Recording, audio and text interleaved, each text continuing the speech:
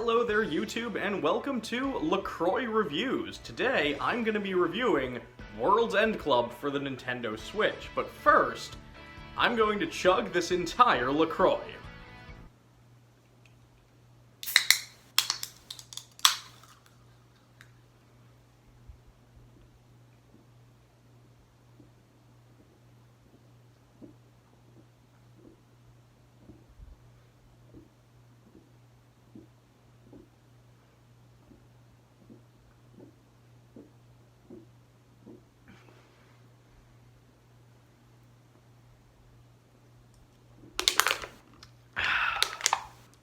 World's End Club is brought to us from the folks behind Danganronpa and Zero Escape.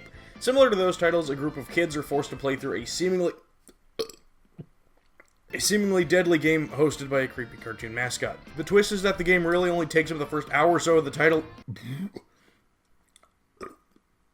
and the rest of the game involves the characters, the Go-Getters Club, trekking back to Tokyo on foot, and the adventures they get thrown into along the way. The characters are pretty simple and tropey for the most part. The fat kid likes food, the nerdy kid likes superheroes, there's a girl with amnesia, but overall I found their dynamic worked well enough. The biggest criticism with the game is that it doesn't really do it any favors. When you're not listening to the fully voice-acted story, you're in these fairly simplistic side-scrolling platform sections that may remind you of other narrative platformers like Limbo or The Missing.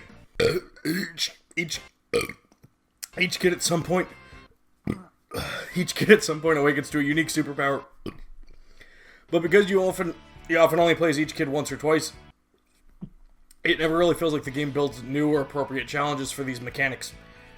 The only time I felt like these powers were particularly well utilized was in the game's handful of boss battles. At certain points, you'll make decisions that will take you down branching paths. So once you beat the game, you are going to need to go back and see all the game's events to unlock the full story. My first playthrough, I generally just sided with whatever characters I liked better, which meant not siding with Kansai. World's End Club isn't a particularly bad game, but it definitely strikes me as a one-and-done sort of deal.